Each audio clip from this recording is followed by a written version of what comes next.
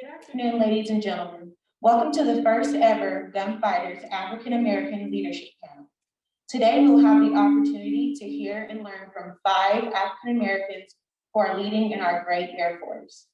Please stand for the arrival of the 366 Fighter Wing Commander, Colonel Rick Goodman.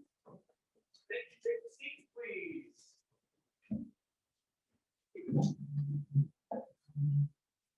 Hey, well, good afternoon, everybody.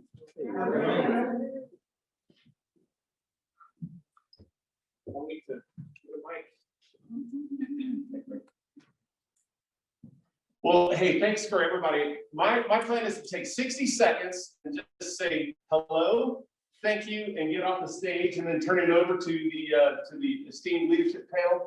I just wanted to say thanks. Welcome to the first ever Gunfighters African American Leadership Panel. This is awesome, especially in light of this month as we celebrate Black History Month here in the Gunfighters, especially in light of this last year, hard conversations, the Air Force IG's racial disparity report. In light of all of that, it's important that we take the time to gather together and just talk and hear the stories and connect and lift each other up. What it signifies to me is, although we may not be there yet, we are better together. We're better when we share our stories and hold each other up and lift each other up, and that's what it's all about. So whether it's this month or the next, that's what we're all about here in the Gunfighters. And the fact that you have taken the time to join us today says a lot about you as well. So for those of you that are here, those of you that are joining us over the internet or Zoom, thanks for taking the time, and we appreciate you. Thanks again to the panel members and for those that set this up. Without further ado, I'm going to slip into the back and just listen for a few minutes before I have to slip out. And we just know that I sure appreciate each and every one of you, both up here and down there, and those that have joined. Okay, with that, I'll hand it back. Enjoy.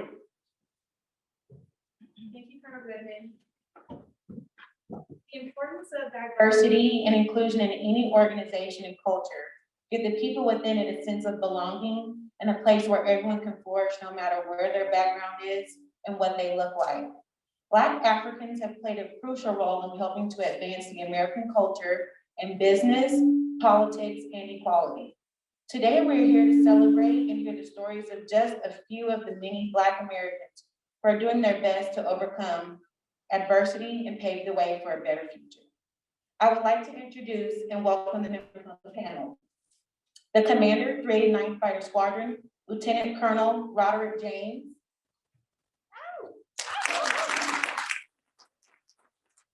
The Superintendent, 366 Financial Acquisition Squadron, Senior Master Sergeant Latrice Island. The Chief Non-Appropriated Human Resources Officer, 366 Force Support Squadron, Mr. Roderick Dykus. The Production Superintendent, 366 Maintenance Squadron, Master Sergeant DeMarcus John. And the Operations Flight Secretary, 366 Civil Engineer Squadron, Ms. Paula Reed.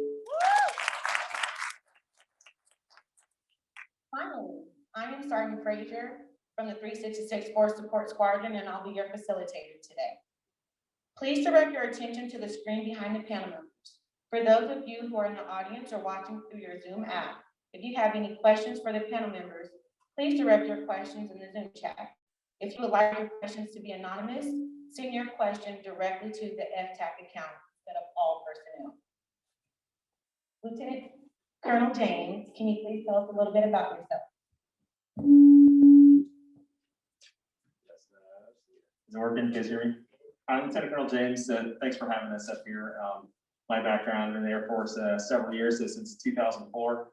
Fighter pilot vice rated F-15Es all my life.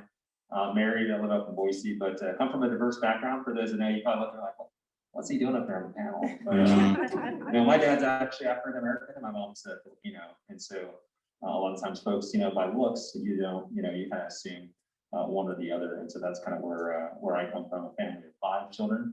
And we grew up in the South, in Sumter, South Carolina. For those of you where that's at, the Sharp Force Base area. That's where my dad's from, and so long history there. I'll talk a little bit at the end, but thanks for catching up. I believe we are still. Senior Master Sergeant Ivan, can you tell us a little bit How about about this yourself? one? Hello, thank you We're all not for good. coming, taking time out of your day. I'm Latrice Island, the Financial Acquisition Squadron Superintendent. I've served for the last 18 years. I'm married with 4 children, and I'm happy to be here. Thank you. Mr. Dykes? So there's Good like, afternoon, everyone. Thanks for coming out. I really appreciate that. My name is Ryan Dyker. Speak higher. Speak higher. Yeah. Okay. I am the Chief of Non-Appropriated Funds HR here on the base FSS. I have a long storied career. I spent 30 years active duty Air Force, so I've seen a little bit of everything, so I can identify with everything some of you guys are going through and dealing with. Originally from Indianapolis, Indiana, and currently an active duty dependent. That's why I'm here in Mountain Home. Like I said, I've seen it all, and I just happy to be here and serve you guys. Thank you. Thank you. Master Sergeant Johns? Good afternoon, everyone. I'm Master Sergeant Marcus Johns from Malden, Missouri. It's almost south, Oak Hill area. I'm married. I have a daughter, she's 14 years old. Been here at Mount Home roughly a year. My career in the Air Force started in 2004. So I'm roughly at 16 years here now. Yeah, I'm just ready to get to talk to you guys and see what we can get cracking with. Thank you. And lastly, Ms. just Paula wanted to Reed. let you Hi, everyone. My name is Paula Reed. I've been here on the base for about 29 years working. I came with my husband, who's retired Air Force, here at this base. And I have 3 children, adult children, 1 adult child is an entrepreneur that comes to the base with a food truck, matter of fact. And I have 3 grandchildren that I'm great to have here in the city with me as well. I originally come from Tulsa, Oklahoma, so that's one of the cities that the country is recognizing concerning the race riots and the things that happened there that really took out a community. And so I'm very glad to be here, planning to talk about these issues. Thank you, ma'am.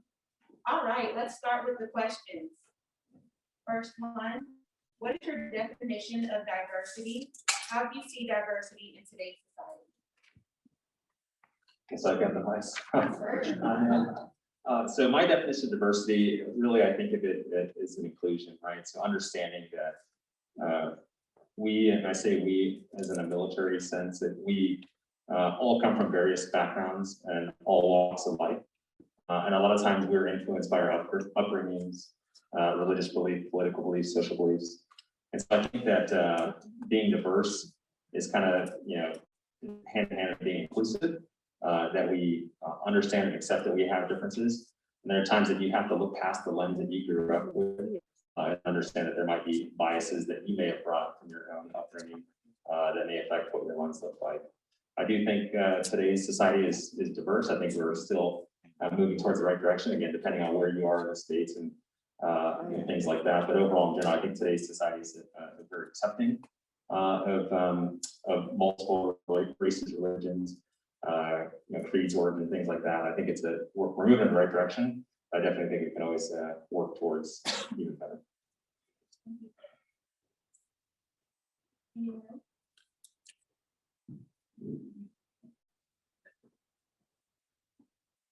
Yeah, so I think my definition of diversity is going to be just embracing the different cultures and like I said, different religions. Everybody comes from, a particular spot. They have their own story. And I always like to kind of, I guess, throw out an analogy as far as like, stock market, right? If you have a portfolio, would you want your portfolio, just in one stock, or do you want to have it diversified in order to get, the best return overall? And so for us as an Air Force, I believe diversifying in the long run is going to be the best way to get creative solutions for a lot of problems that we do kind of see. Luckily for us, Air Force is kind of leading the way in that area. That'd be my definition of diversity. Thank you. And also, it's also a mix about how we see the reason why people have the particular conduct and character. And so it helps us, for me, go on a journey to realize there's more to know, there's more to understand about other people as well as ourselves. And so it's an empowering thing to recognize the difference in someone's gender and religion and ethnicity. It helps us see how unique we really are here on the planet. So that's my thought. Yes, ma'am. Thank you, Ms. Reed. All right, next question, and so you have the mic. Do you believe diversity will bring fair opportunities? I actually think diversity will bring fair opportunities if it's managed properly. It's like anything else in life. Just because you throw a bunch of people of different backgrounds in a room, they can become lemmings, just follow each other blindly. So you have to really manage that diversity. When I say manage, I mean truly look at everyone as their own individualized person and let them have the opportunity to bring something to the table. Don't discount anything. Thank you. So I have something to add to that. I think we're moving in the right direction right now with the diversity and inclusion initiatives that we're taking. But as many of us know, laws and initiatives have been going on forever, right? Since slavery, there's been laws that have been made. But what it's going to take for opportunities to be for all people is a hard change. So it can't just be like a law. We have to have people that are in those leadership positions that are willing to open their hearts and embrace these cultures and give people who may look different than them a chance. So diversifying the population would mean nothing if that person affording the opportunities does not take a moment to look at character, resumes, and what they're built of rather than the color of their skin.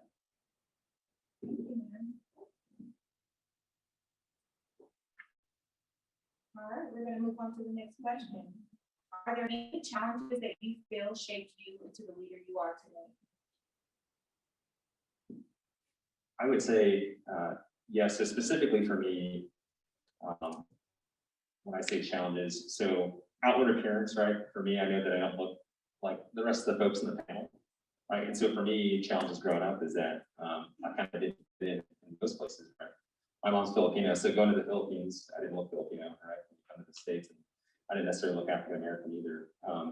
And so for me, it was one of those things that I had to learn over time that, you know, that it wasn't about appearances. It was about the connections that we made with individuals. It was about understanding and kind of, again, taking out my own bias and my own lenses of the way I grew up and understand that we're all different. I mean, if I look at my family in general, like my dad and my mom growing up didn't look the same. If you look at my brothers, my oldest and my youngest sister, we all kind of look a little bit different.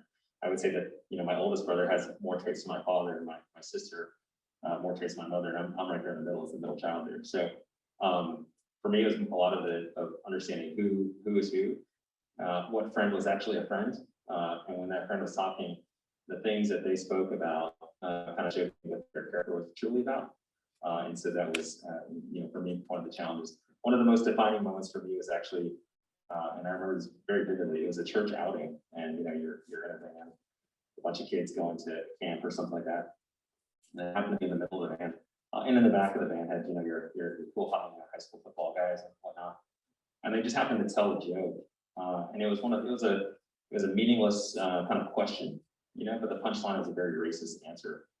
And for me, I was like, holy cow. And I thought those guys are my friends.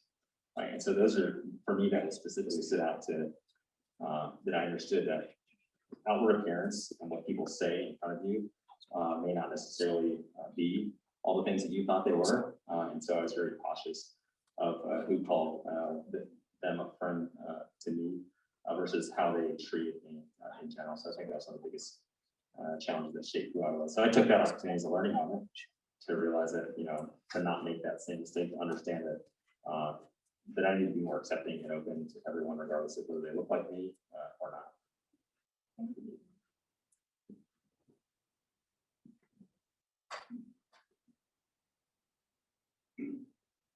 Well, I feel like the challenges I had to shape me to the guy today, the reason I'm trying to do today, is growing up from middle school to high school. I went to a predominantly white high school. When I say predominantly, I mean 98% white, and the other 2% was a few mixed races from different backgrounds. What I learned back then is the power that you can harness when you listen, when people talk, not just hear what they say, but listen and understand, see the meaning behind the words they use. There were a lot of things that people said that I was like, that didn't quite sound right. So knowing that, I've taken that throughout my whole life, just knowing to listen to people, understand, communicate with them. And that is truly shaping who I am today, because I understand when some people say certain things, they have a double meaning or triple meaning. So I always go back and say, okay, hey, let's talk about what you just said. I know these are the words you use, but what do you really mean? So that's what that's what kind of shaping who I am today. Thank you.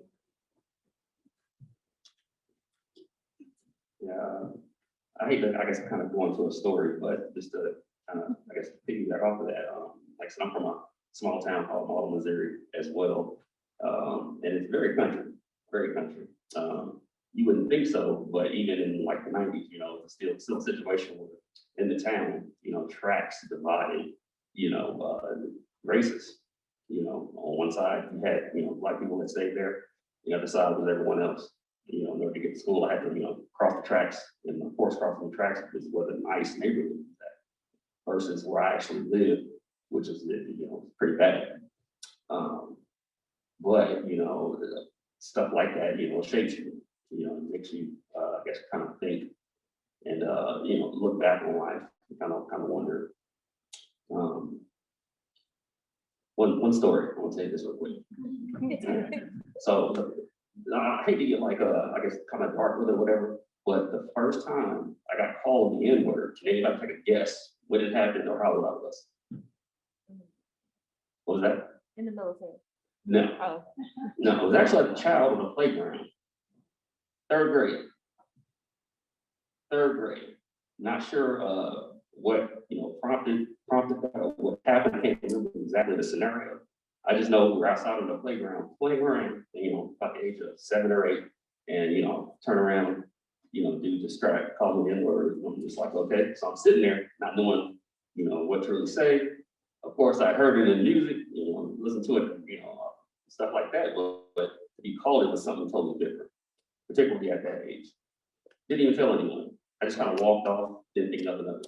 You know, of course, when you get older, you realize, okay, those type of behaviors and that type of language is actually something that's probably taught for the most part. So I'm thinking in the back of my head now, you know, at 30, or, you know, when I was younger and actually thought about it, is that more than likely he learned that from his parents. So it's like, you know, how do you prevent that? Or how do you fix that when people are being taught this stuff? And we all know that it's not right. But that was one of the challenges, the things that I had to learn early on. Again, luckily in the Air Force, I haven't dealt with that. You know, for us, it's more of a family atmosphere for the most part. And that's what I really appreciate about being in the Air Force. But civilian life, yeah. When I was younger, yeah, that's my experience with it. So. I was trying to think of one story, because you have a few, but mine's not on a negative side, it's really a positive side. I worked over at the Child Development Center for a long time, and we are family, still family, some of us. And I remember incidents that I just want to bring some clarity of thought. When you have challenges, you can have challenges at work and deal with things in an awkward way, and you're still trying to see yourself through with a coworker or something like that. But one of the best things that we were fortunate to have is to be able to get away from work, and we would get together at someone's house and just have our hair down per se, and just get to know each other from past the surface level, and get to begin to endear ourselves to one another about our families and whatnot. And that helped break a lot of the ice, a lot of the unfamiliarity to treat each other with a coldness. And so when it comes to challenges, I think that's the one thing that I've learned. I've even learned that with my spouse. Sometimes you just have to have people come away from the workplace, if they will, and take time to just see yourself differently, you know, and just take time to come and just be good to one another. Just take the time to let that door be open. Thank you. Next question is, What do you hope to see translated from Air Force leaders as they tackle social justice issues? So, what I hope to see from leaders is just a continuous forward movement, to not let this just be a moment in time. Because I've seen that happen. I was actually on a diversity and inclusion board for women, trying to have diversity back at my last space. And that was like a moment, and then we moved on to something else. So I'm hoping that leaders don't lose sight of this, or the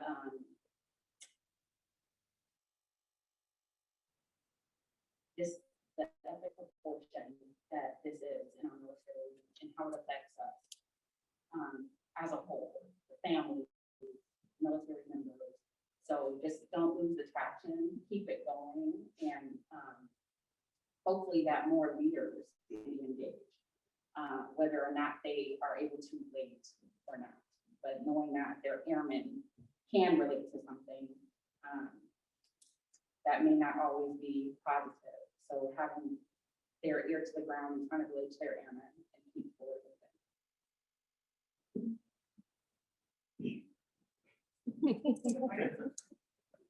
It's a lot there, so I can't add too much, other than what I expect to see from leaders, Air Force leaders, are to be open, honest, and transparent. Because we all know we're all different, we come from different backgrounds, we're not always going to agree with what one another says, but as we get direction on high, we can't just use those as empty words, we need to take them to heart and follow through on what's been said. Now, the biggest disappointment are things that will kill the mission, make us not look to our leadership, is if they say one thing and their actions don't follow through. So we need to make sure we relay to our leaders, whether it's your supervisor, squadron commander, wing commander, let them know, these are your feelings, this is how you feel, this is what you think you need to see, what you haven't seen. Thank you. Does anyone else want to answer that question? All right, we're gonna move on to the next. Do you think wearing a uniform shields you from prejudice in the local community? So I actually, in my opinion, I think it doesn't. I actually think it brings light to the civilian populace on what their military looks like. In all honesty, I think I've received more questions in uniform from all walks of life about, what the military is like, what it's about. So in my opinion, I think it's a good thing. I think it symbolizes that we as a military are diverse, and that we come from all walks of life, and that we all stand for one cause. And so I think that for me, it's a very important thing that's what the civilian world can see, especially locally here, is that, doesn't matter what color your skin is, what your gender is, that you have people around the room, in this room, across the base, that are willing to, go to the front lines at night so that people can sleep at ease. And I think that's really important to see.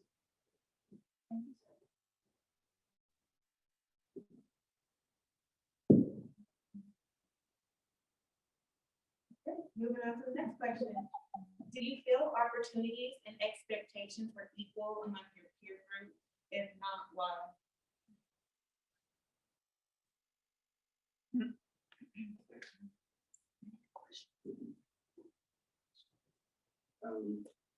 I do believe the opportunities are the same. The expectations may not be, meaning, a person of color might actually have, lower expectations even if given the opportunity, that's not good.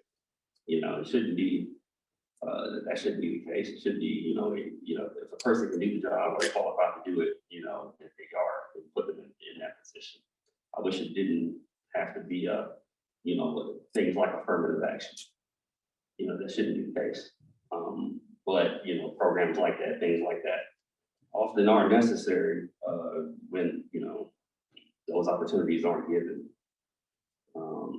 I've run across guys in my Air Force career that have kind of been passed over at times or skipped over for opportunities. And a lot of times it was based off of, at least the way I perceived it, it may have been based off of the way they kind of carry themselves.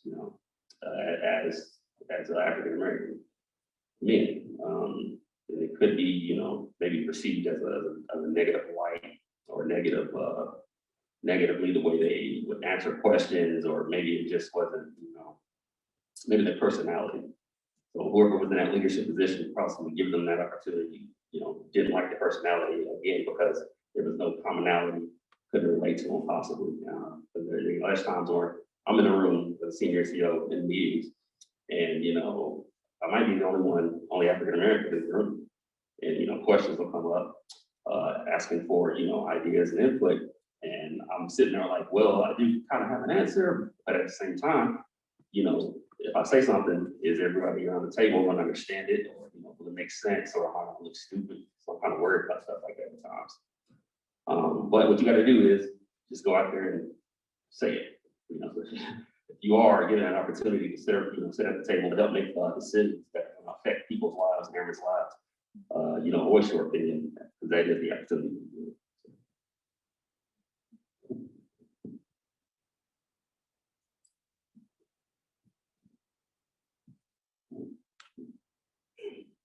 So just a comment from just my experience growing up in the Air Force's fighter pilot type. So going into the community, one of the things that stood out to me in this career field was that you have to perform to be a part of the group, essentially what it came down to. And so what I found is that I had several African American instructors, female instructors, and folks that would hold you to the same standard. I think when it comes down to things like inclusion and equalness among peer groups, I think that, you know, there might be some AFSCs that have work to do, but I think that in general, if we can adopt the same culture of accepting, you know, who we are from a performance standpoint, I think that's really what stood out to me specifically. I think the biggest thing for me, you know, entering pilot training in the early 2000s was that the fighter pilot group had a hard time embracing women at the time, to be quite honest. So you know, you had the multi-variations of male flyers, but the women aviator was one that was the most challenged, I would say, at the time.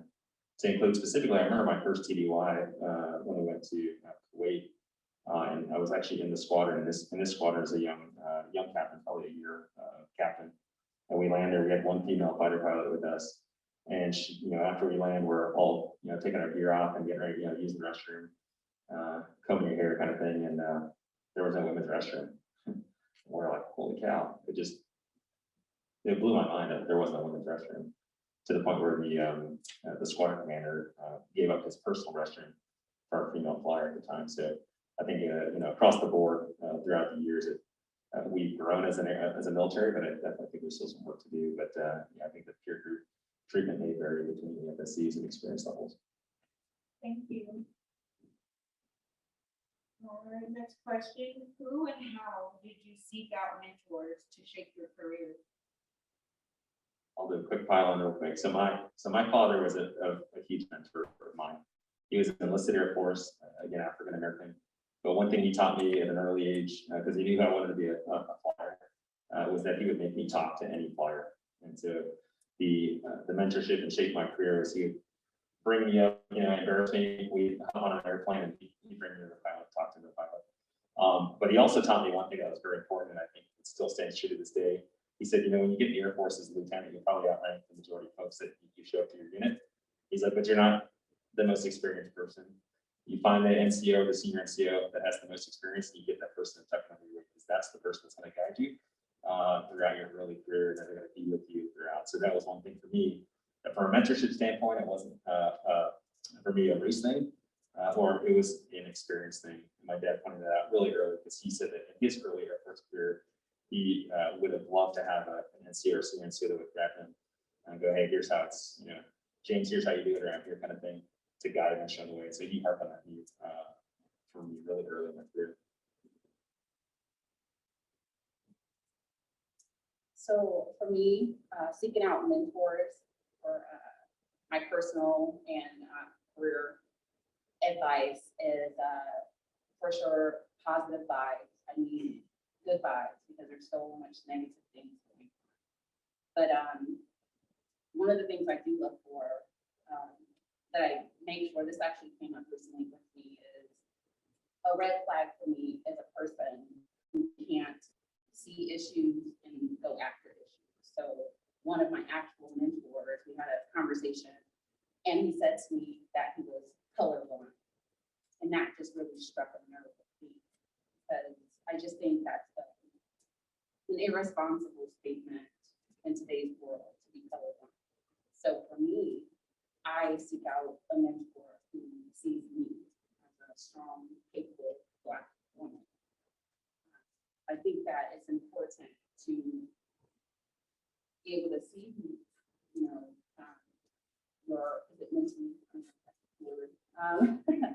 to be able to see them as a person, to be able to relate to them.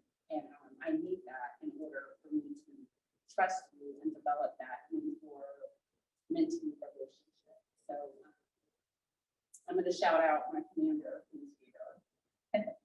So he is like a perfect example.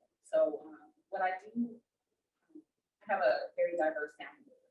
So my mentors are not all women, they're not all Black, Major King, white male, but we joke a lot because he's very aware. But I mean, this man, he listens to podcasts and he does research. And so when I come to him with stuff, not only can he relate, but he has all the background information that I don't have. And, so it's so easy for me to be able to talk to him. And so I just believe in having a very diverse family board so that I can be that leader, because not all my airmen are female, not all my airmen are Black. So I make sure I have just a diverse range. So I have a chief that's Blue Air Force chief, and then I have my real top chief, and then so I just have it's very diversified. That's about the portfolio. So I think that's what I. All right, the way I look at mentors, it's been my whole career in military civilian. I always look for someone who I think has something to offer, regardless of what they look like. I made a point not to just look for mentors who look like me, who I thought had something in common, because I've met people who were polar opposites. But at the end of the day, after finishing a conversation with them, I understood more about them, and they gave me more insight to other things. So it's not about who they look like, what they look like. It's who they are, what they can bring to the table. And that was always my key factor. It's worked out well.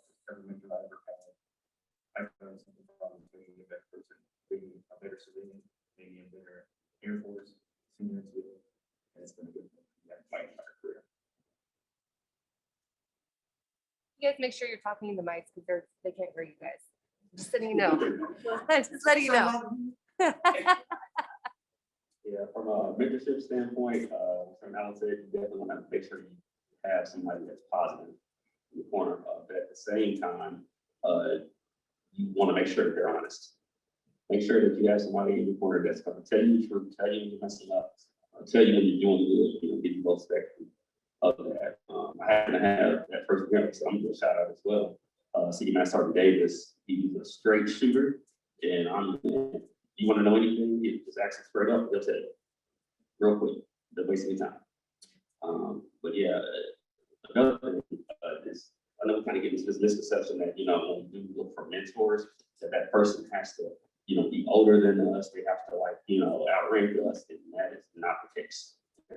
You can find mentorship in high places and low places. All right, so if you got people that you work with, even if you do outrank them, and they, like you said, can offer you something, and you can offer them as well, it's still mentorship. One of my good friends from Little Rock, a guy named Jeremiah Dobson, Tech Sergeant Dobson. When I was at Little Rock, I actually outranked him, by about 4 years. Guess what? He wound up, being one of my mentors. I looked at him for guidance, just like he looked at me for guidance for, various things. So like I said, it doesn't just have to be necessarily your peers that you're with, it can also be others as well. I'm a piggyback on that, piggyback brother. I've learned that too. The fact of individuals can be younger than you and older than you, of course, but I've been fortunate to be around some personnel here And I've seen people carry really well, but I like about the Air Force, and one of the things that they make sure that you take care of your personnel, but they also make sure you value your time with your family. And that's what I've seen be much more, in a sense, much more done better. I say, sorry about the word mixing there. That people have really taken on the shoulders of making sure that, for one thing, that they have great self-care, which I would say to everybody to make sure you're doing, but also that they know to take time for their families and take time to do things with personnel. That's what I've seen be much more important. And it shows a lot in the morale of people that you work with, how you take the time to make sure that they know that they are considered. And it's really been wonderful to see that. So that's something that shaped me, because it makes me more aware about others. And to take the time and be real with people and set them down sometime individually or however you need to do, or in a group. But to sit up and make sure that that's something that we do, you know, that care about each other. Thank you, Ms. Reed. What is one key mentorship moment that has carried you through your Key mentorship moment. It's probably the time I almost got kicked out. Air Force. So I was actually stationed at Charleston Air Force Base, and so I came in 2004, and right out of high school, fresh out of high school. So I get to my first base, and of course, you know, just doing my normal duty stuff, normal work stuff and whatnot. However, I had the tendency to show up to work on CPT. Anybody know what CPT is? Yeah, full of time. Yeah. So I got tons of ORs for like being late. Wasn't bad, you know, bad at my job. I just had problems coming to work late and things like that. Anyway, towards the end of that first enlistment or whatever, I had a couple of supervisors that sat me down and discussed the CJR, which is career job reservation at the time. They're like, look, man, you know, your PIP is stacked right now. All right. We're trying to determine whether or not we should retain you as an Air Force member.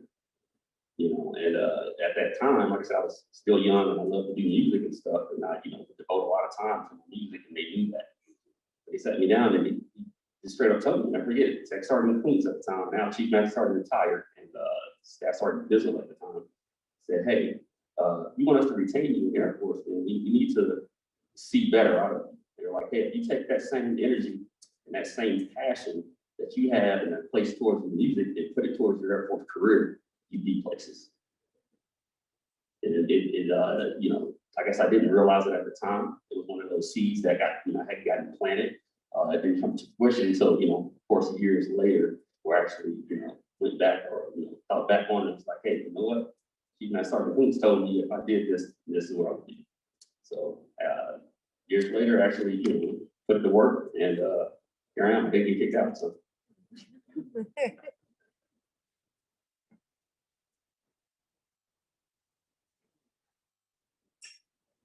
Better.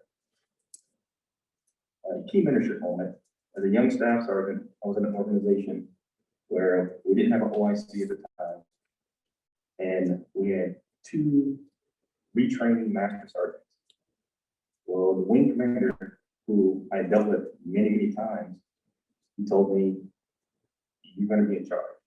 You're going to be my NCOIC of that organization, which scared me half to death. So I'm like, I get 2 master sergeants here. What am I supposed to do? So I was a little worried until one of the master sergeants pulled me aside and said, look, obviously you have the wing commander's confidence. So I'm going to help you be successful. And from that day, he gave me every tool I ever needed to be successful. Eventually I got promoted. I made tech. But by that time, he was a retraining. We got him upgraded. He had a 7 level, and I handed the reins over to him. But to this day, this man can tell me to do anything, walk through glass, and I would do it. Because he always had my best interest in him. He was just a good guy, and I learned so much from that. So whenever I hear Aaron now, or previously, whenever they ask a question, I answer their question. I help them. I give them all the tools I need to be successful. So that was a key mentorship moment. It definitely went through my entire career, military and civilian. I really appreciate that. It's good mentorship.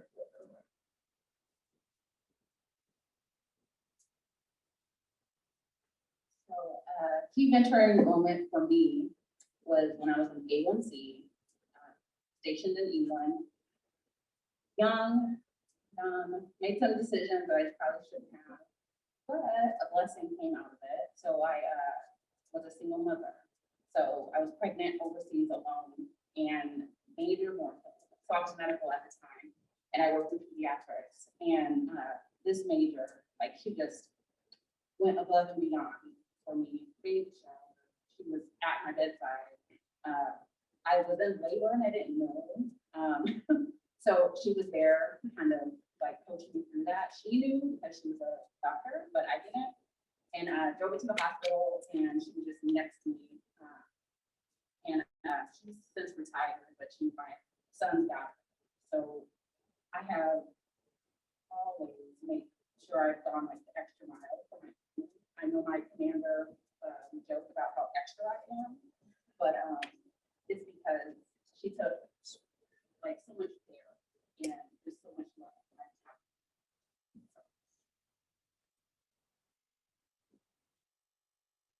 All right, now we're moving to the questions from Zoom. So if you guys see me on my phone, I promise you I'm not texting. I'm looking at the questions, I promise you. So here's the first question from Zoom. How do you, as leaders, address racially charged situations that are happening all around us today? That's a great question. And so one of the things that I look at is from a commander standpoint in the squadron is you got to tackle the situation head on, and you got to one, take it seriously, but also understand the aperture, the bias that the individual may come from. So one of the things, for me, having, anywhere from 18-year-old to 45-year-old squadron enlisted officer, what have you, I understand that folks come from all walks of life. And I think acknowledging what those biases may be, and then addressing what is or what is not appropriate. I've actually talked to airmen before that have said, I didn't realize I couldn't say things like that here, and I have to look back at, at 18 years old and go, okay, not that I'm saying it's acceptable, but there's a mentorship moment, a leadership moment where you go, this is an opportunity to train and not just reprimand. So as long as we continue to take advantage again of the opportunity to teach and lead and not necessarily just hammer down with the punishment, but understand what might be that bias that they're looking through, what might be the lens that need to be cleared off a bit. I think that's for me personally what I try to do from a leadership standpoint.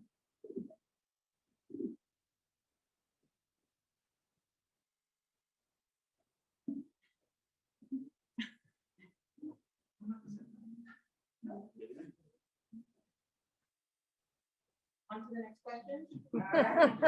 Pretty much summed it up. What do you think are important leadership qualities? That could be a little question, it's pretty easy. Honesty, honesty, honesty. Because if you're a true leader, you're gonna make sure that individual knows when you're passing your advice. Good, bad, or indifferent. You're just gonna tell them what they need to hear. Not what they need to hear, the honest truth of what's going on. You don't want to build them up, give them false sense of whatever. You want to make sure they understand where you can raise them. So just be honest for the leader, that's all I want to say.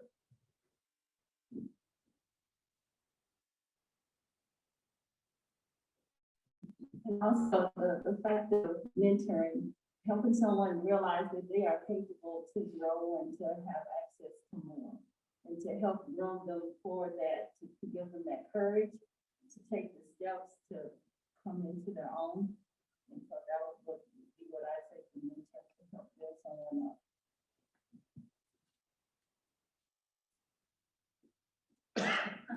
All right, next question. Do any of you have ideas to ensure we do not lose traction of D&I? Suggestions for the council group moving forward?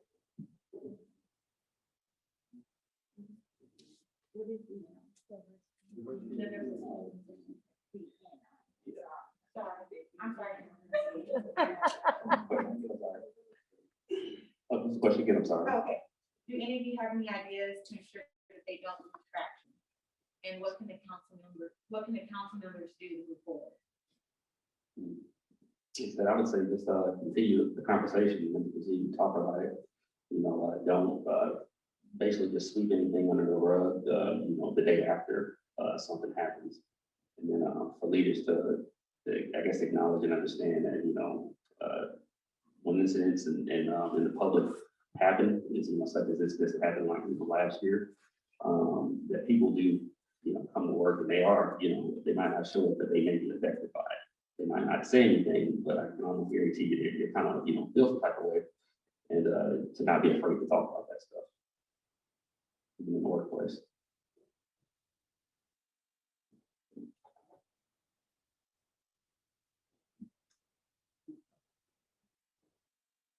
So I think that it's going to take maybe some, those tactical pauses that we have, because if we don't give some leaders that like mandatory thing, they won't do it in their squadrons. So that has to happen until it becomes a change of heart and mind. I think that's a start. I think it has to be deliberate. And so it's just like meeting with someone saying, hey, I'm going to be next week, but if you throw it on the calendar, I feel like they meet with them.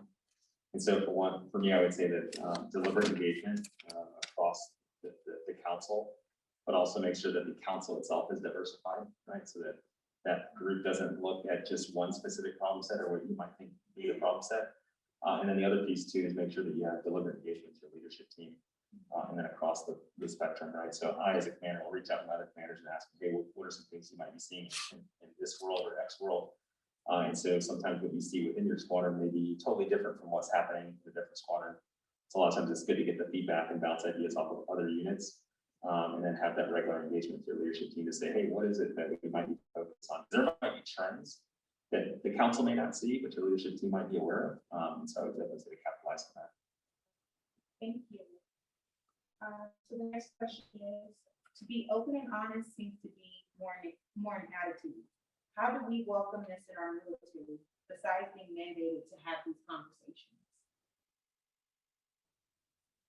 And it says, i.e. the BLM movement, the Black Lives Matter movement. I think establishing trust within your unit and being very transparent. A lot of times when you are deliberate in your engagement, you can say you trust individuals, but you can ask the airman, like, hey, would you go talk to them about this? And the answer is probably no. So I think if you're deliberately, showing the trust, but also making your unit trustworthy. And where does it all start? It starts with you as an individual, right? So you can tell everyone to be trustworthy, but if the people don't trust you, it's just not going to happen. So establishing the trust up front is what I think is going to be key to that.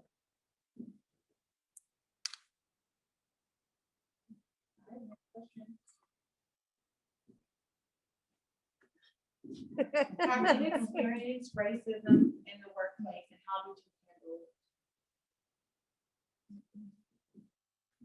I don't think that I have necessarily experienced it. It's not blatant. So it's funny, because I was having a conversation with one of my dear friends that's probably watching.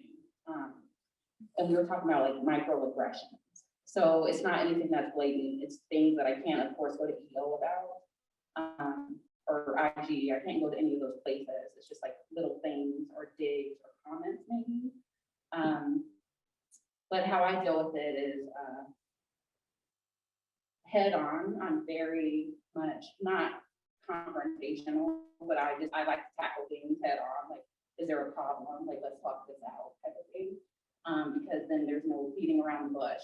We get down to the issue, the root cause, and you fix it. So, I mean, would have to sometimes take breathers. So a younger airman, Island and Green, I would definitely need like a cool off moment probably, and then I can have a conversation with someone. But that's my advice.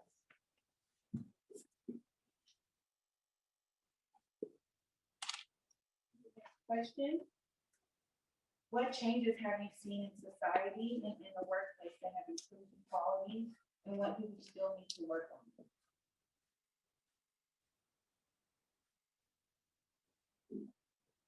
As far as society goes, and what we still need to work on, as long as everyone understands the Air Force as a service, it's just a subsection of society. So all the problems we have in society, we're gonna have those within the Air Force as well. I think a lot of people forget that, because some people think, well, you're in the military, you should be above that. When you're still a citizen, you're still a subsection of the regular society. What has happened over the past, let's say 10, 15 years, as people get more sensitive, they start listening to each other about things, how they're going down. Our eyes start to open more. And we are all getting more woke to different things. I think that's where the military differs, because they're a little more aggressive in attacking those things. So they can say, hey, we have an issue, we need to address it. We may not get the results we want right away, it may take time, but generally we do a lot faster than it happens in society. So we got a long way to go, I'm not gonna lie, we got a long way to go. You can't arbitrarily just remove someone's biases overnight.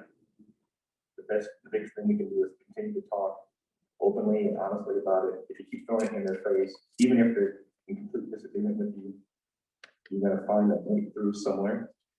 And that's where we need to go and should be back. We find out what through we can.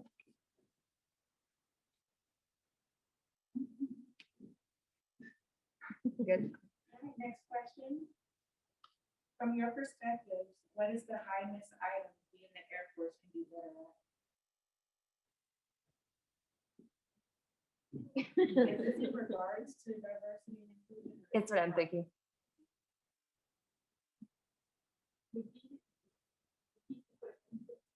From your perspective, what is the highness item we in the Air Force can be better at?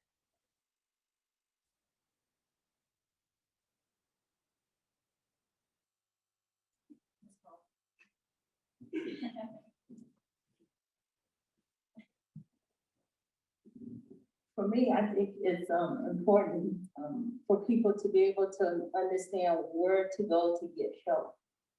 Especially with anything that's going on with you emotionally and mentally. I think that still has its own space where it feels a little tabooish. And so somehow if that's communicated, the better. And I know that happens more so with the person that's in responsibility and how they respond and safeguard that person and whatnot. And it's seen and shown in the community, not just talked about.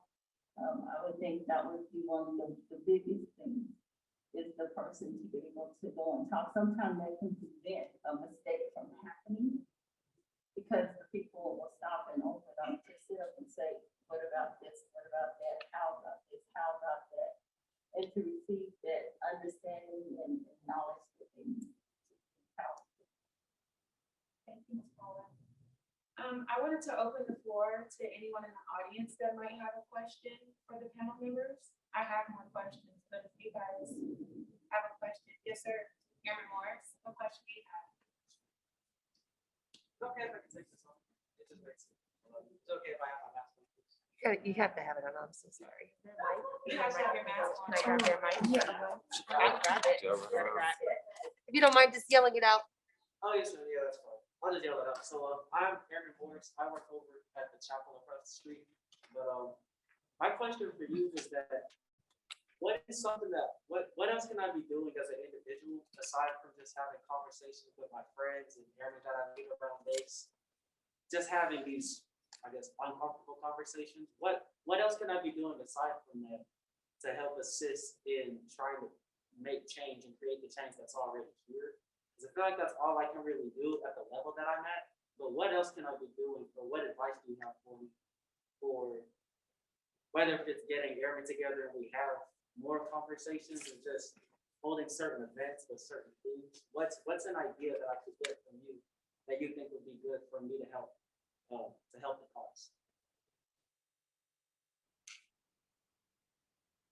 I'll respond to you.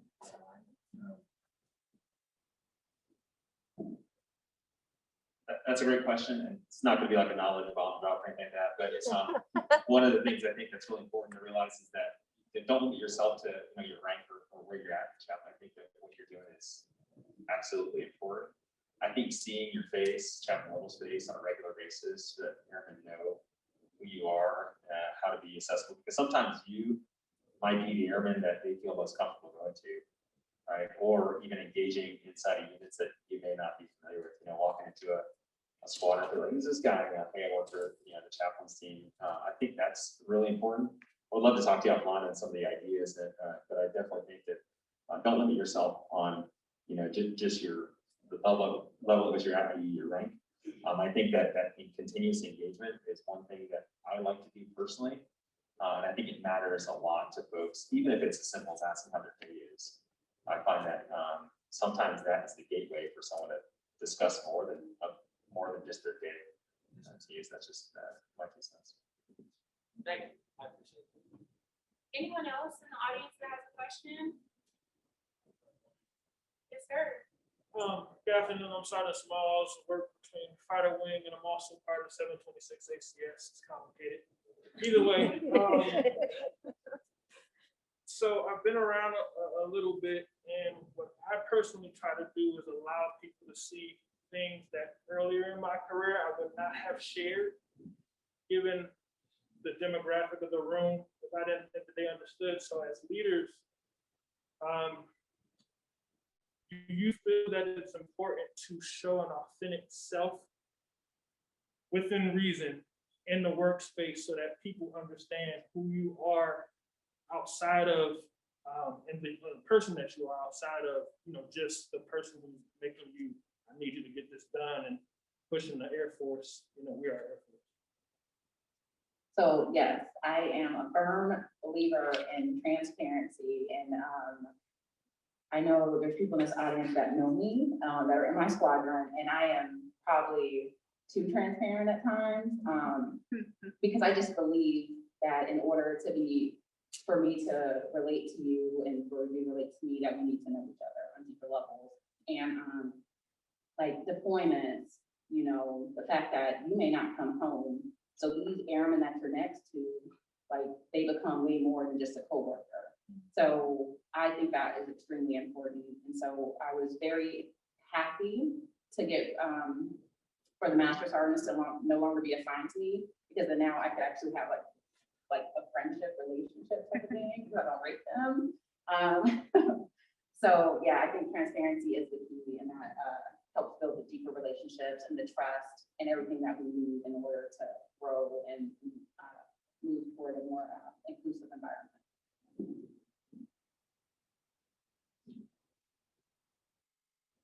Not my shit. This is actually for both of you guys. And I can only say this one way, do you. Because as long as you do you, people are gonna see you for who you are, what you stand for. You know, it's a great thing. Anytime you try to do something to bring people closer together, that's great. Absolutely fantastic. I'll give you kind of a small analogy. After I go to the gym every Saturday morning, I go to eat breakfast at one place. So what I've done here recently, actually do it all the time, I just paid for someone's breakfast. I said, don't tell them who I was, just, it's my good thing, you know, don't worry, I'm not doing it for notoriety. Or when I came back the next week, they said, you started a trend, 2 hours that continued to other people because you did that one good deed. So you could be that one individual that sets things off. So don't change, continue to be you, and you can make a difference. You may not do it right away, but you can make a difference. Same thing for you, you gotta be you. If you want them to be around you, you want to be around them, they have to understand you for who you are. So don't change for anyone, just be yourself, do you. Thank you. All right, so we have more questions from the Zoom. This is a little long-winded, so just bear with me. First line supervisors are on the front lines. How do we reach those people? As humans, we tend to be selfish. How do we get these young people to see outside of themselves to care for others? How can we help rewrite our force as first line supervisors to make or break an airman's career? So before you answer that was my question, but before you answer that, from who's here, who's an NCO? If you are you're an NCO, senior NCO, and then airman. Okay. The reason I ask that is because sometimes we do the NCO tier. As senior NCOs, you know, it gets passed down what the commander wants, and you know, we execute that mission, and we've been around long enough to understand we do fall in line with a lot of it, right? But we do have young airmen, capital A airmen, who are now supervising people, right? And they may not believe what they're selling. And something like this being so sensitive, right? A lot of people can't get behind the RTP. Oh, it's just another resiliency. Or it's another, we're being sensitive, talk about your feelings type of thing. That's what you hear. And I'm not talking about the fighter squadron particularly, shock them, but we do have defenders who feel that way too, right? You probably hear it in MXS, or you probably don't hear it. But the target here is not the senior NCO tier or the officers, because we're getting it, but it tends to stop there. So how do we reach those NCOs to be able to pass that forward? Sometimes it's go do the mission, here's your toolbox, go do the mission. And they don't stop to genuinely care about airmen snuffy. I get too many crew chiefs, no shade again. I'm not putting our dirty laundry out there. I get too many crew chiefs in my office that sometimes I stop and I have to stop them, like, hold on, I want to know about you. Like, talk to me about you. It's those kind of moments. Like, how do we teach that to the NCO tier to look outside themselves? ALS doesn't do it. So what's the fix? How do you teach people to care? They need to make sure they're given time. I know, especially being in maintenance, a lot of, we talk about that a lot, being a better mentor, for the younger airmen. However, I know a lot of the NCOs that are, like I said, first line supervisors are actually hands-on. They feel like they don't get the amount of time necessary in order to mentor the younger airmen because they're basically jobbing it. So I'm trying to find a way to give, like I said, give back a little bit of that time and allow them to actually mentor, the younger generation. I think would go.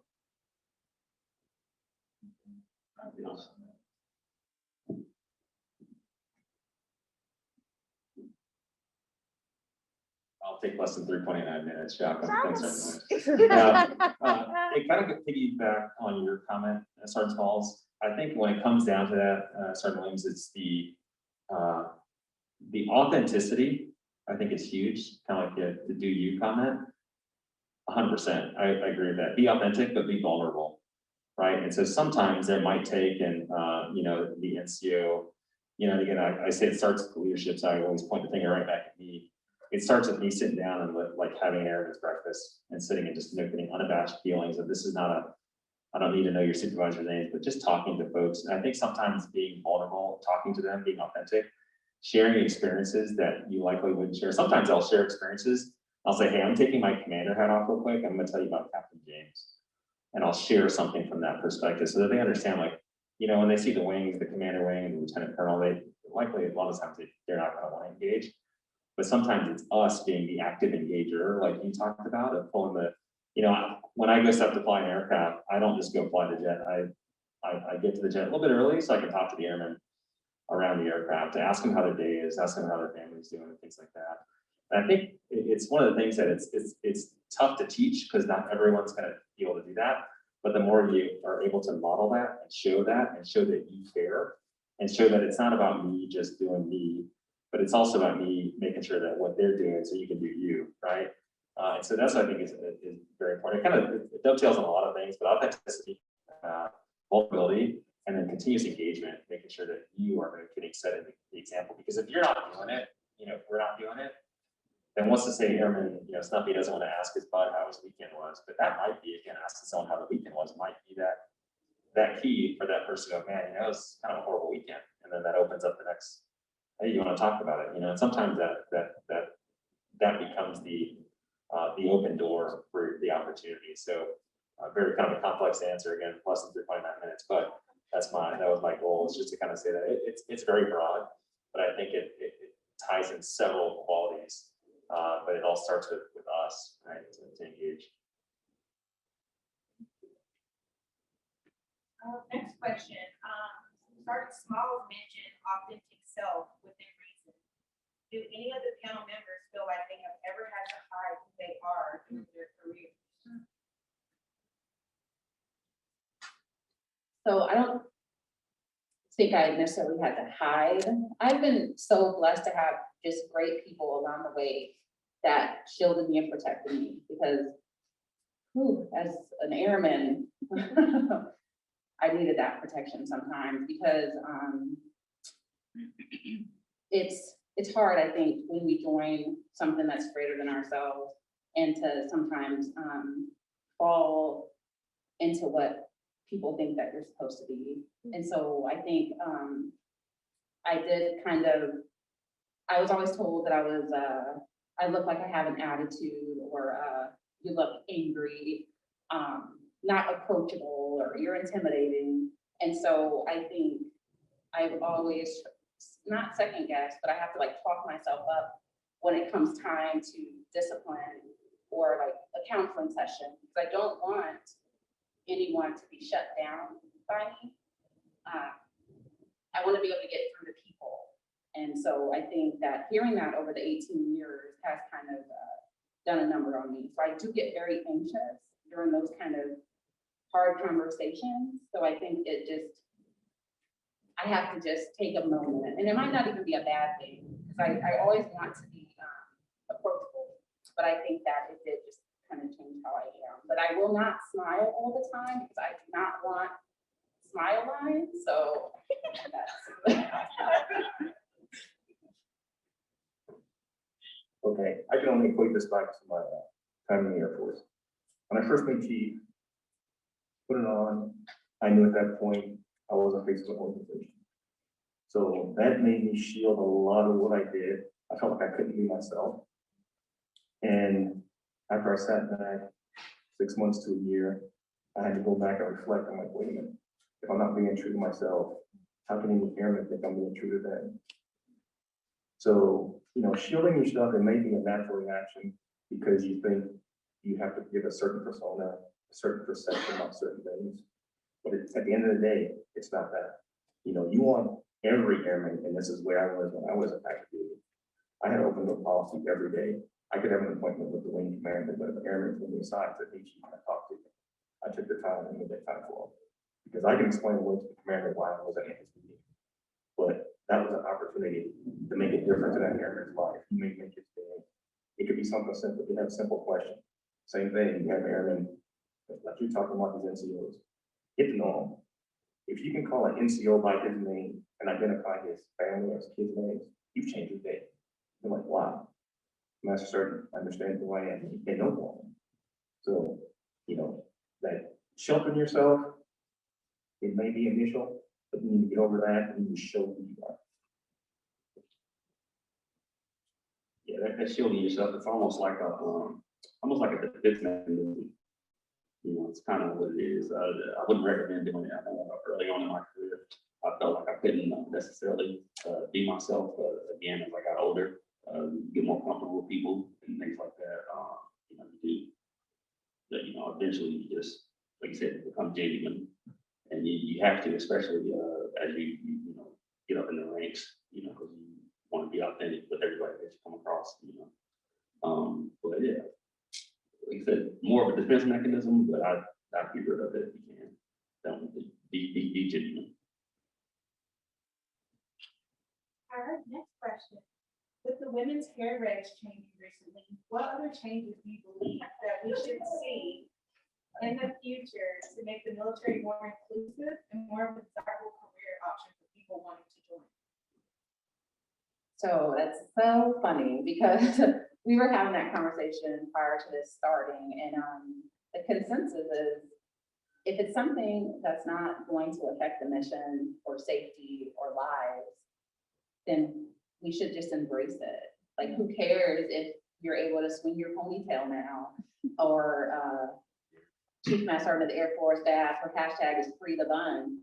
And I think we should just embrace it. It's not gonna hurt you. Like, to let people, do you. And so if, we were talking, the Air Force and the military service is not that attractive anymore. So it takes us changing some hair regs or allowing, I don't know what else, other changes to happen to make sure that we are getting the right people in here to get the mission and to, do it at a faster pace, so that we're not at peers or near peers with these people that we were once far ahead of. Then I think that we should just welcome it, embrace it.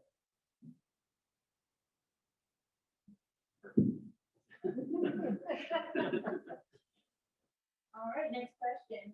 How do we protect people who speak out about experiencing racism, microaggressions, etc., without them regretting speaking up and having the situation worse? Does that make sense? Okay. That's a great question. So that question makes me think a lot about the RTP day, and kind of the small group breakout session. So really bringing those things to life, experiences. I think one of the things that, we did as a squad when we broke up into our small groups is say, hey, I want you to talk freely about your experience. And this is not, you set the baseline up front to go, this is the ROE, the rules of engagement for this discussion. Be frank, respect each other, right? Be respectful, but be frank about what you're talking about, because sometimes it's those experiences that we will never see from someone else's shoes to go, wow, that happened to you, right? It might shed a different light on things. But I think really as a leader, I like to go, yes, let's do this. Let's talk about things that are uncomfortable to talk about. But then the ROE is that we talk freely, and this is a non-attribution kind of thing, right? And then I go back to that vulnerability piece. That's where some of the folks will step forward. And go, this is an example of blank that happened to me, and then your eyes like, holy cow, I didn't realize that people would say that or that kind of happen. So that's just my perspective on it. All right. Does anyone else in the audience have a question? We have one more question from Zoom. I'm opening for you guys. All right, let's move to the last question. What is the message you have for the young African Americans in the Air Force?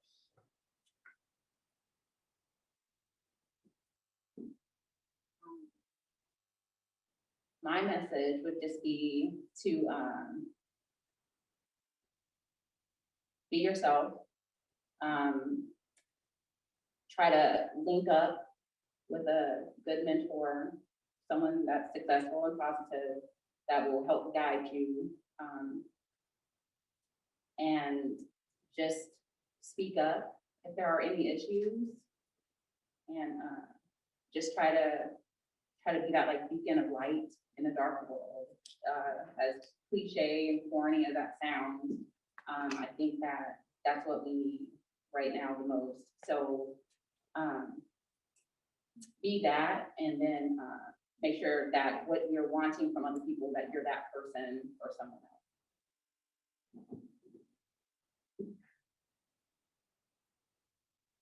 I would say, set goals for yourself. Make them measurable, achievable, because if you can keep continually set goals and achieve them, you're gonna constantly see yourself improving and getting better.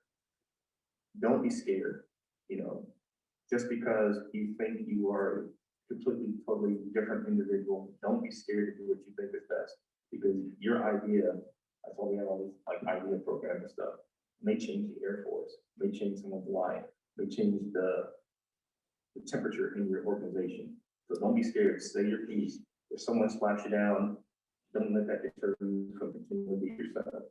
Keep going after that, keep setting those goals, keep being you, doing you.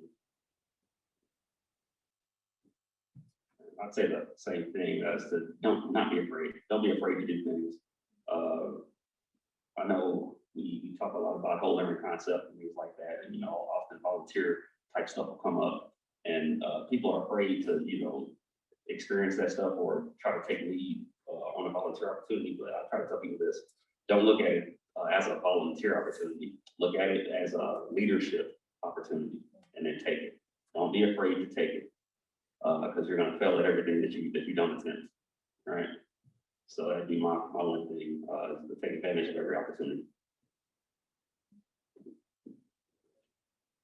And like he was saying, take advantage, take hold to deal with those that you recognize within your chain that possibly can help you get past you.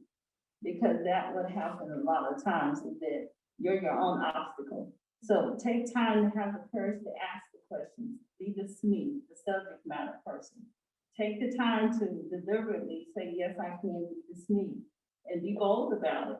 and, go to your leadership.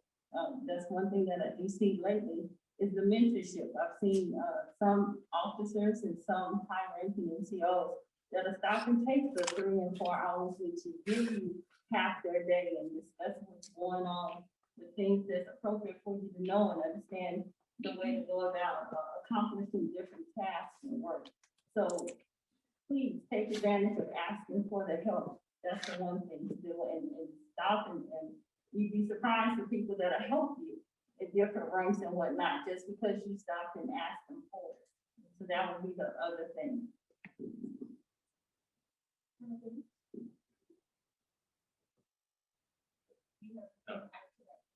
All right. Thank you, panel members, for coming here, taking time out of your busy schedule, opening up and sharing your stories. I know I learned a lot, and I'm sure our audience has too.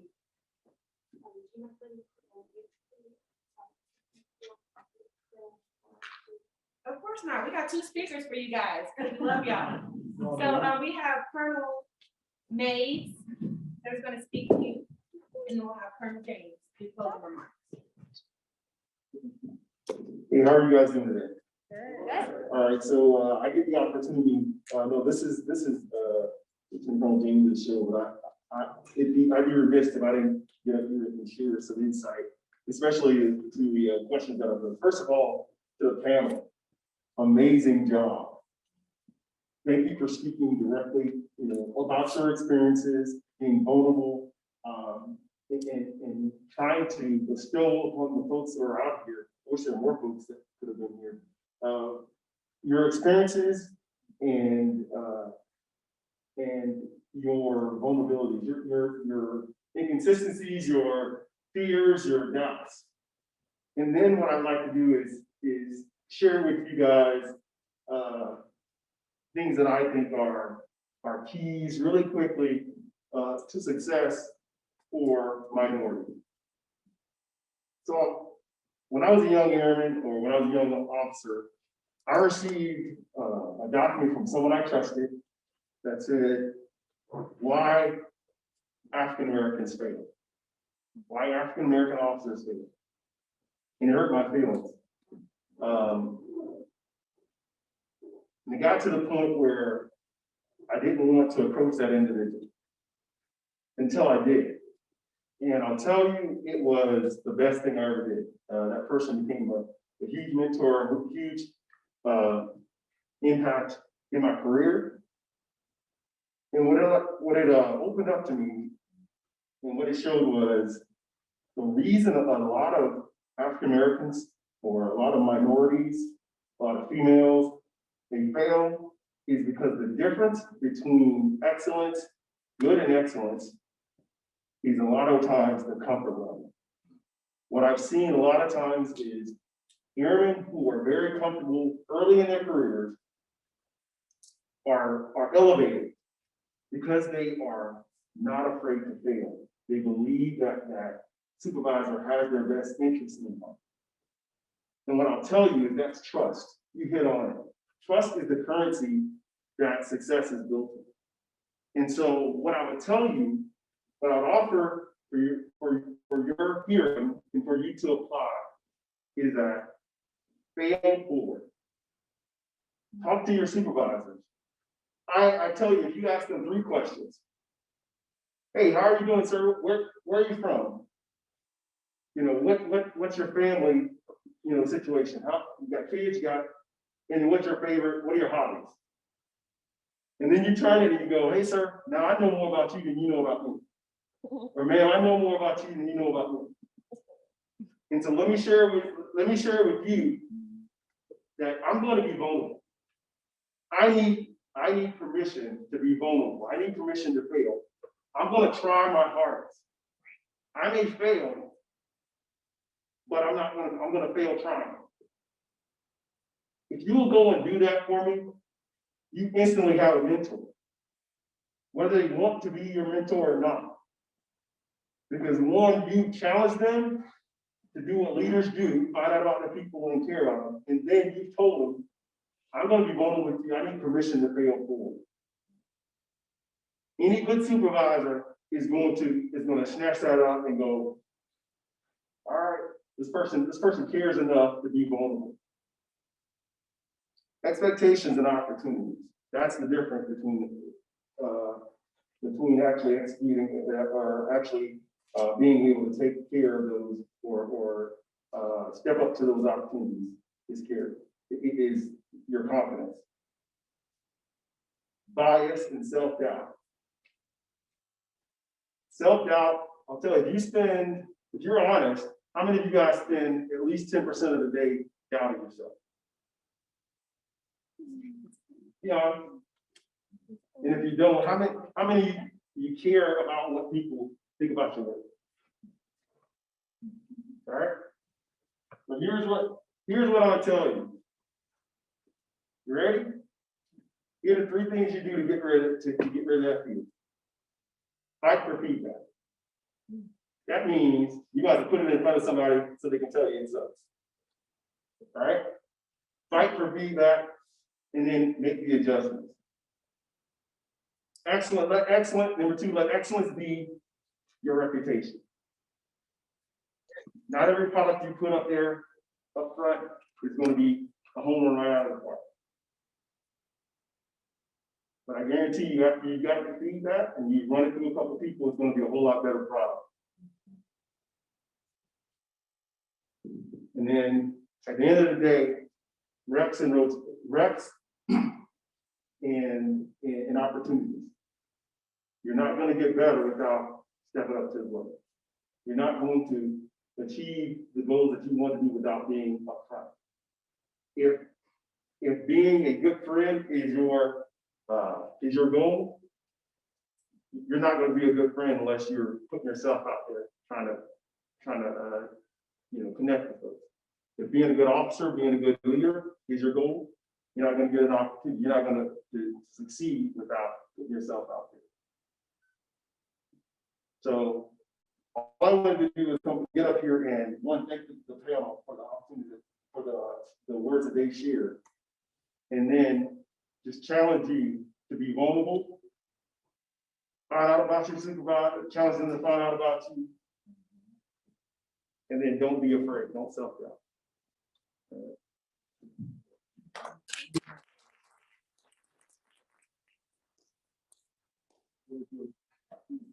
Thank you, panel members. Let's give the panel members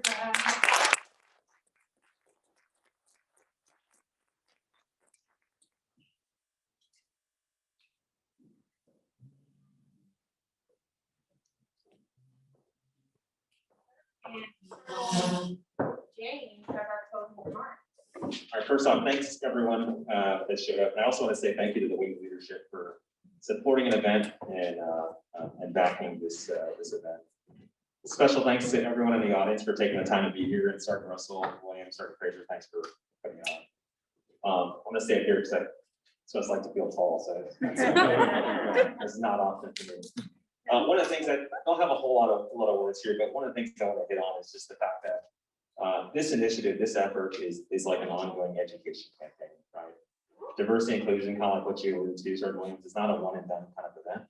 It's something that's continuous. It's for us to take that feedback, to be open and honest with each other, realize that sometimes things are not what they appear to be on the surface, right? And acknowledging that across the board.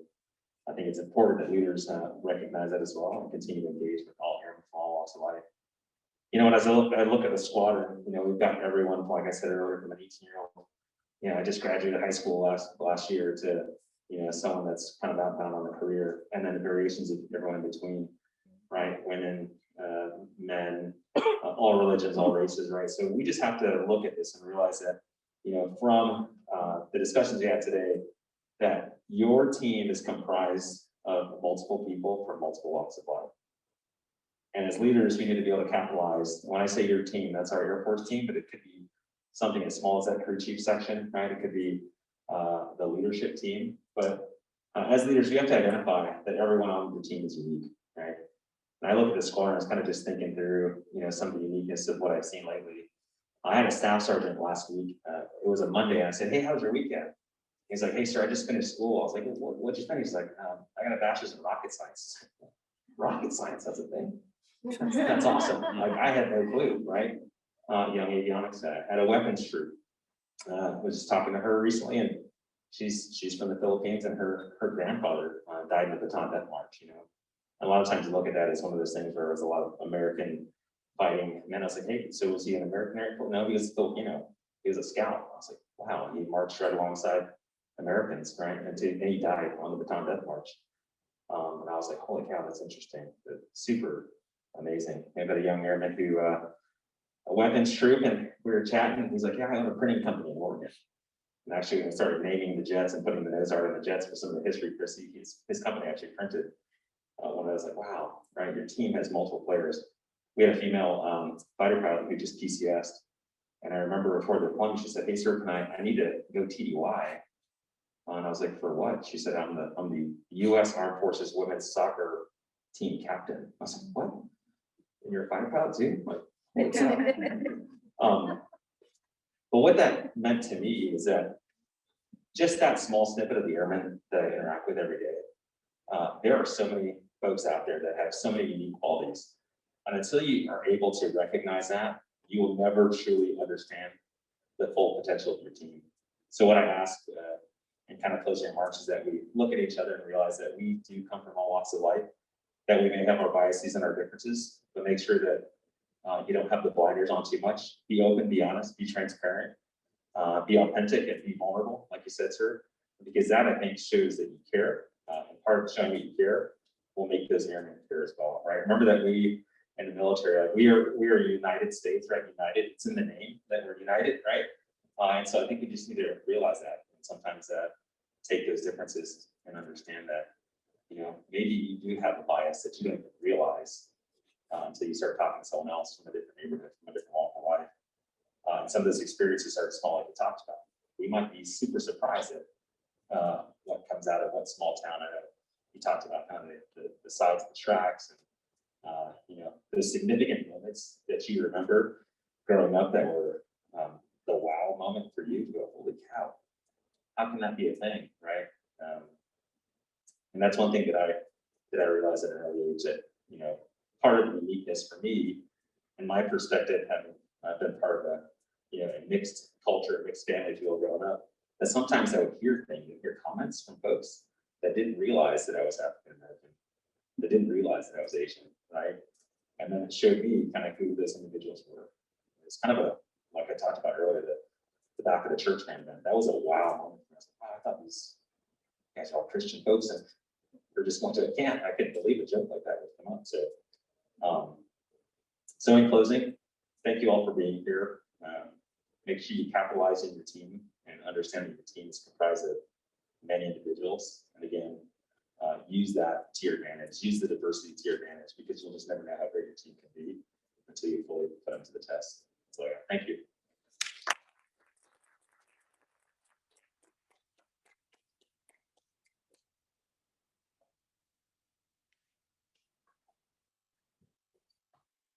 Thank you, Colonel James. Thank you everyone for coming out. This concludes this event. If you want to go up to the panel members and thank them or talk about your own stories or ask them any questions, please feel free to do so. But this event is over.